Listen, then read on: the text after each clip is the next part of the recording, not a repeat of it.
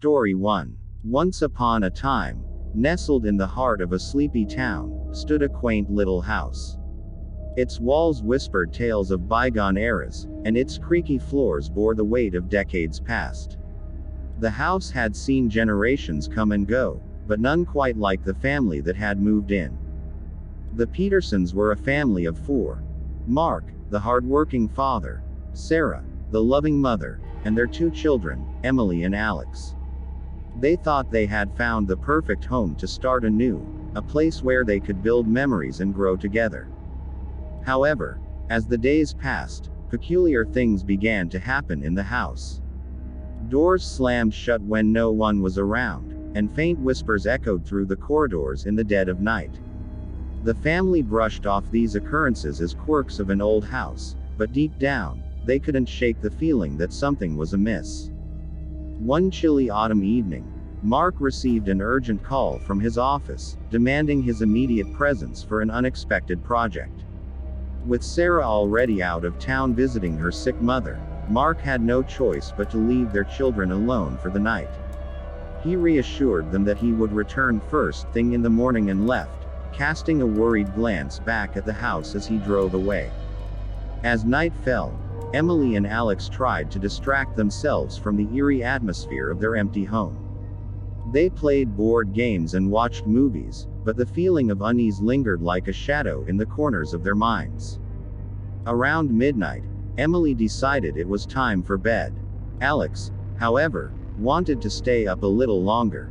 Alone in the living room, he flipped through channels aimlessly, the soft glow of the TV casting flickering shadows across the room. Suddenly, Alex heard it, a faint scratching sound coming from the direction of the basement. His heart pounding, he muted the TV and strained his ears to listen. The scratching grew louder, accompanied by the sound of shuffling footsteps.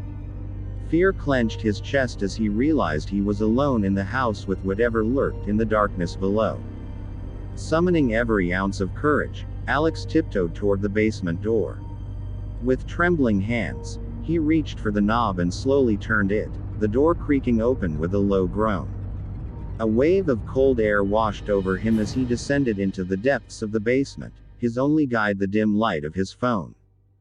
The basement was a labyrinth of boxes and forgotten relics, illuminated by the faint glow of a single bulb hanging from the ceiling. Alex's footsteps echoed off the concrete walls as he navigated through the maze, his pulse quickening with each passing moment. Just as he was about to give up hope of finding anything, his flashlight caught something, a pair of glowing eyes staring back at him from the darkness. Frozen in terror, Alex watched as the creature emerged from the shadows, a haggard figure with twisted limbs and sunken eyes, its breath rasping like a death rattle. With a primal instinct driving him, Alex turned and fled, his heart pounding in his ears as he raced up the basement stairs. Behind him, he could hear the creature's unearthly wail, its footsteps echoing in pursuit. Reaching the safety of the main floor, Alex slammed the basement door shut and locked it with shaking hands. He collapsed against the wall, gasping for breath as he struggled to comprehend what he had just witnessed. Terrified and alone, Alex knew he had to find a way to survive the night until his father returned. With no other option, he barricaded himself in his room, clutching a baseball bat for protection as he waited for the dawn to break. As the hours passed, Alex could hear strange noises emanating from the darkness outside his door. Whispers, scratches, and the sound of something lurking just beyond the threshold. But he refused to give in to fear, clinging to the hope that his father would return soon and rescue them from this nightmare. Finally, as the first light of dawn crept through the windows, Alex heard the sound of a car pulling into the driveway. With a mixture of relief and apprehension, he rushed to the front door and flung it open, only to be greeted by an empty driveway. Confusion turned to dread as Alex realized that the car belonged to his father's colleague, who had come to deliver the news that Mark had been involved in a tragic accident on his way home. Heartbroken and alone, Alex sank to his knees, the truth of his situation sinking in like a weight upon his chest. In the empty house, Surrounded by shadows and echoes of the night, he knew that his ordeal was far from over.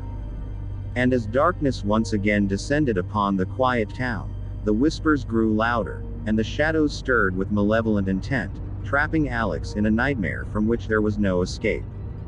Story 2. In the heart of the countryside, where fields stretched like golden seas and forests whispered ancient secrets, there stood a solitary house. It loomed against the backdrop of towering trees, its windows like eyes watching the passing of time. This was the Holloway House, a place shrouded in mystery and whispered tales of the supernatural. The Holloway House had been abandoned for decades, left to decay in the embrace of nature. Few dared to venture near it, for the locals spoke of strange happenings within its walls, whispers in the night, shadowy figures glimpsed through dusty windows, and the feeling of being watched by unseen eyes. One fateful summer, a young woman named Grace found herself drawn to the allure of the Holloway House. Having recently inherited the property from a distant relative she never knew existed, Grace saw it as an opportunity for a fresh start, a chance to escape the hustle and bustle of city life and embrace the tranquility of the countryside. As she stepped through the creaking doorway, Grace felt a chill run down her spine, but she brushed it off as mere nerves. The interior of the house was frozen in time, its furnishings coated in a thick layer of dust and cobwebs hanging like shrouds from the ceiling. Undeterred by the eerie atmosphere, Grace set to work restoring the house to its former glory.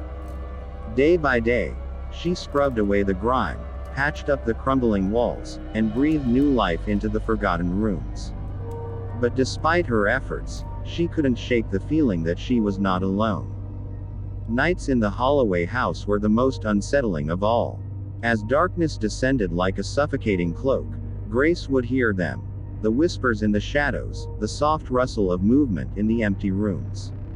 She told herself it was just her imagination running wild, but deep down, she knew there was something more sinister at play. One stormy night, as lightning danced across the sky and thunder rumbled in the distance, Grace awoke to the sound of footsteps echoing through the house. Heart pounding, she reached for the lamp on her bedside table, only to find it dead and lifeless. With trembling hands, Grace crept out of bed and made her way through the darkened corridors, her footsteps muffled by the thick carpet beneath her feet. The air was heavy with anticipation, every shadow alive with the possibility of unseen horrors. As she approached the grand staircase, Grace froze in her tracks. A figure stood at the bottom, its features obscured by the darkness. With a sinking feeling in the pit of her stomach, Grace realized that she was not alone in the Holloway House. Summoning every ounce of courage, Grace called out into the darkness, demanding to know who was there. But her words were met with silence, broken only by the sound of her own ragged breathing. Slowly, the figure began to ascend the stairs, its movements deliberate and purposeful. Grace's heart raced as she backed away, her mind racing with thoughts of escape. But wherever she turned, she found herself trapped, the walls closing in around her like a vice. Just as the figure reached the top of the stairs, a flash of lightning illuminated its face, a grotesque visage twisted with rage and sorrow, its eyes burning like coals in the night. With a blood-curdling scream, Grace turned and fled, her footsteps echoing through the empty halls as she raced toward the safety of the front door. But as she reached out to grasp the handle, the door swung shut with a resounding thud, sealing her fate within the confines of the Holloway House. Desperate and alone, Grace knew that she had stumbled into a nightmare from which there was no escape. And as the whispers grew louder and the shadows closed in around her, Grace realized the true horror of the Holloway House, that it was not just a home for the living, but a prison for the restless souls trapped within its walls, condemned to haunt its halls for all eternity. Story 3. In the heart of a bustling city, where the hum of traffic drowned out the whispers of the night, there stood an apartment building, a monolith of concrete and steel that loomed over the skyline like a silent sentinel. Among its many inhabitants was a young woman named Maya, who lived alone on the 12th floor. Maya was no stranger to solitude. Her days were spent in the solitude of her apartment, surrounded by the comforting glow of her computer screen as she delved into the virtual world of her online job. But tonight was different. Tonight, Maya found herself truly alone for the first time in years, her neighbors away on vacation and her friends unreachable by phone.